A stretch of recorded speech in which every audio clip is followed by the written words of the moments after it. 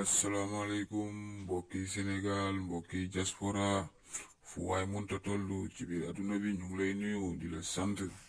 leen di gërëm mbokk yi tey ñu ñëwaat ak yéen ci seen speaker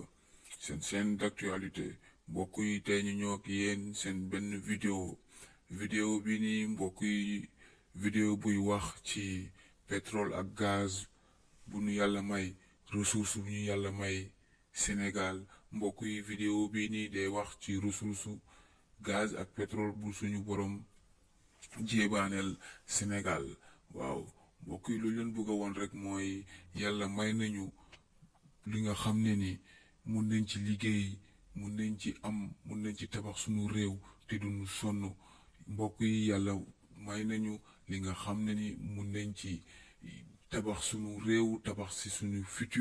futuru doom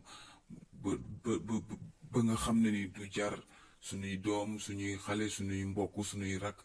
di tukki di traverser géej gi di ci dee mbokk yi vidéo bi dañ leen bëgg a woon ni rek Sénégal yàlla may na ko ay meññeef yi nga xam ne yàlla may na ko suuf si nga xam ne ni yàlla may na ko géej gi nga xam ne ni soxlawul wuti dara ci beneen réew soxlawul ay doomam di génn di wuti beneen réew mbokk yi ñu dem déglu seetaan vidéo bi ni te ñëw.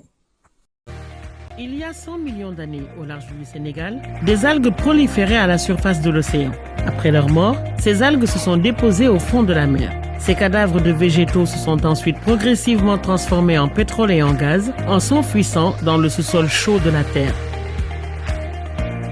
Plusieurs millions d'années après leur formation, le pétrole et le gaz sont encore retenus dans les structures géologiques situées plusieurs kilomètres dans le sous-sol. Pour trouver ces pièges contenant éventuellement du pétrole et du gaz, les compagnies pétrolières viennent signer des contrats de recherche et de partage de production avec l'État du Sénégal qui leur demande de s'associer avec notre Société nationale Petrosen pour former une équipe.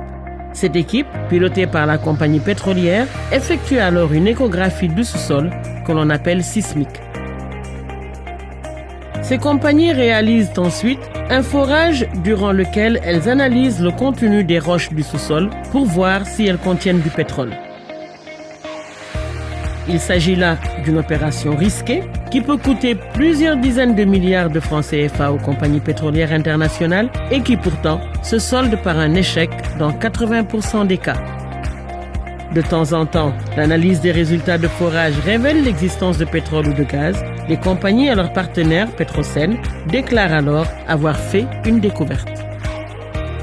C'est ce qui s'est passé avec les découvertes de pétrole au large de Sangomar en 2014 et de gaz au large de Saint-Louis et Kayar en 2016. La politique d'attractivité menée depuis 1998 par l'État du Sénégal venait enfin de porter ses fruits grâce aux découvertes de SNE, Fan, Tortue, Teranga et Yakar. Pendant 2 ans, les compagnies pétrolières et Petrosen ont évalué ces découvertes de pétrole et de gaz, c'est-à-dire qu'elles ont effectué d'autres forages pour vérifier si le sous-sol à SNE ou Tortue a piégé une quantité suffisante de pétrole ou de gaz facile à extraire du sous-sol. Pendant tout ce temps, un contact permanent a été maintenu avec les communautés impactées. Maintenant, où en sommes-nous? En ce début d'année 2018, les équipes sont en train de mener des études financières et techniques pour voir quelles seront les installations et le budget nécessaires pour exploiter ces différents gisements de pétrole et de gaz. En 2018 et 2019,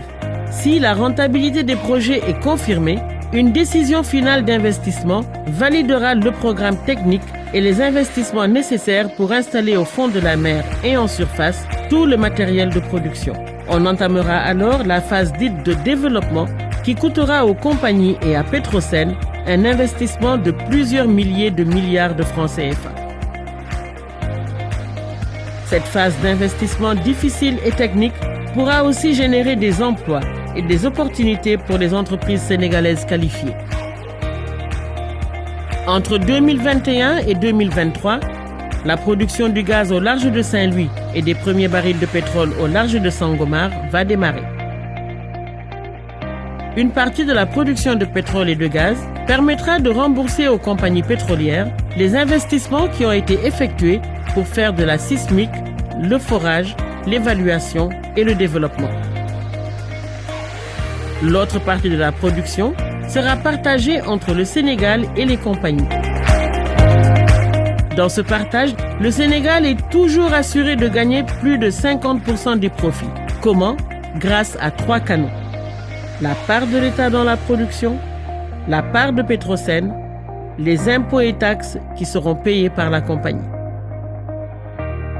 Depuis 2014, l'État du Sénégal et ses partenaires, les compagnies pétrolières, progressent à travers les différentes étapes qui permettent de débuter la production et de générer les premiers revenus. Après le démarrage de la production de ces hydrocarbures, l'État du Sénégal touchera donc sa part majoritaire dans les profits. La gestion transparente et rigoureuse de ces revenus servira de levier fort dans le développement des secteurs prioritaires du PSE, tels que l'éducation, la santé, l'agriculture, l'énergie, les infrastructures routières et ferroviaires. Le pétrole et le gaz étant des ressources épuisables, une partie de ces revenus sera affectée dans un fonds intergénérationnel pour assurer la solidarité avec les générations futures à travers l'investissement et les... mbokk yi buñ dégloo vidéo bi ba ñëw dégg ngeen yéen seeni bopp gisal ngeen seeni bopp fii ñu ngi leen di expliquer lépp lu nekk ci ressource biir Sénégal ak fépp fi ko yàlla jagleel ci biir Sénégal dans les différentes localités du pays mbokk yi fii na leen bëgg a xamal ni rek Sénégal ñàkkul dara. Sénégal du réew bu pauvre. Sénégal yàlla may na ko ressource gaz ak pétrole mbokk yi pour rek ñu xamal leen Sénégal mu ngi amee ba 2800 milliards de réserves de pétrole et de gaz mbokk yi bu ngeen xoolee ni Sénégal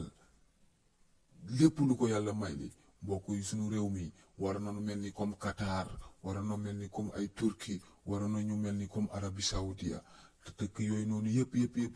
pétrole ak gaz moo leen def nu nu mel mbokk yi ñun nag problème bu nu am nekkul ne benn problème bi nga xamante ni bu dul ay dictateur ñoo nekk suñu bopp réew ay ñi nga xam ne amuñ fulla amuñ fayda ñi nga xam ne dañu mel ni comme Macky Sall ñi nga xam ne nguur amul lu mu leen jaral dañuy xaru ba jot ci nguur bu ko defee duñu liggéeyal seeni askan au lieu ñu liggéeyal seeni askan ñuy liggéeyal ay tubaab ñi nga xam ne ni ñoo nootoon suñuy maam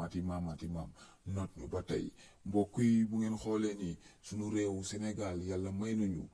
nañu ressource may nañu li nga xam ne ni waruñ sonn waruñ tàllal loxo ci fenn ak ci kenn mbokk yi lu ñu manqué rek mooy ñu am ay leader yuy jël seeni responsabilité face à face ak ñi nga xam ne ñoo ñu noot ñi nga xam ne ñoo ñuy sàcc suñu ressources yi muy tubaab bi mbokk yi ñu mun leen xamal ni rek ni problème yu mel nii ñu ñaan yàlla suñu leader Ousmane Sonko bu ñëwee teg lépp ci yoon contrat yi nga xam ne ni Macky Sall da ko jëloon daanaka maye lañ mën a wax may ko tubaab yi nii di ci def lu leen neex di ko exploiter di yóbbu suñu pétrole seeni réew di yóbbu suñu gaz suñu or loolu yëpp dina dagg bu soobee yàlla mbokk yi ñuy mag yéen fii nii ba beneen yoon wasalaam.